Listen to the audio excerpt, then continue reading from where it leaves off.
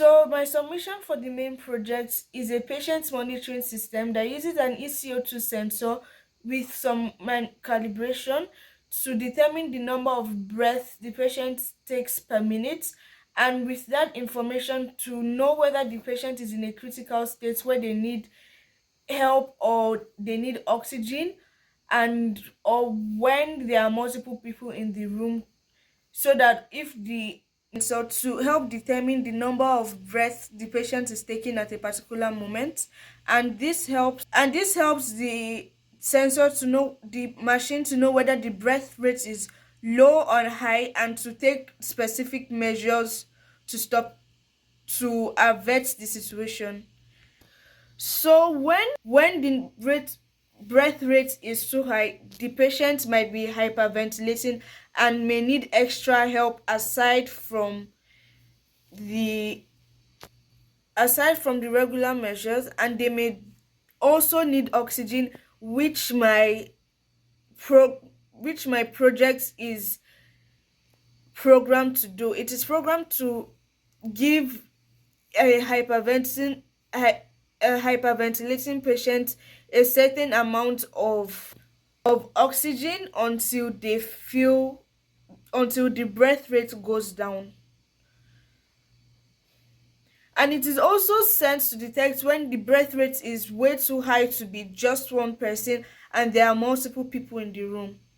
I will show you how it works now.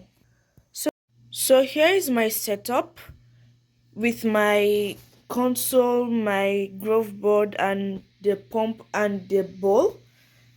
Now we're going further. So here's the pump, which dispenses water, and here's the groove board, the CO2 sensor, the battery pack,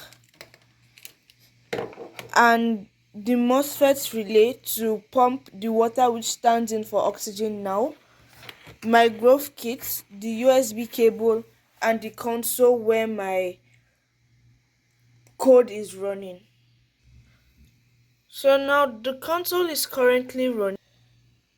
At this moment, the code is running, and it takes a while to run due to the high number of samples to ensure accuracy.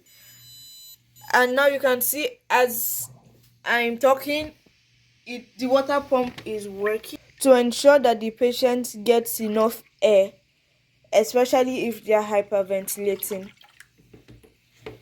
And to ensure accurate approximation of the number of breaths, I decided to modify the code that gives the number of breaths of the patient, and this by calculating the number of breaths I took in that moment, looking at the difference between what the ECO2 sensor recorded and subtracting the difference. And I'm using breaths per minute to show the, as you can see, it's recording the value, and it shows the rate of normalcy. And as you can see, nothing happens to the groove board as the patient is normal and nothing needs to be done. And it runs again, so it runs periodically for every second. No, it stops for a second before it runs. It takes about a minute to run a cycle of code completely. And this is the updating graph.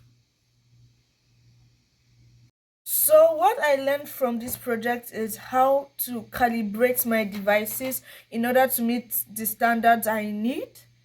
And I learned how to use loops in order to create that infinite state machine. And I learned how the length of my code can affect runtime and can affect computation. And I need to make things in the best range for its use. And this aligns with the course objective in general by teaching me how to use because I learned how to use the fundamental structures of MATLAB to create a program. I was able to use the code to achieve my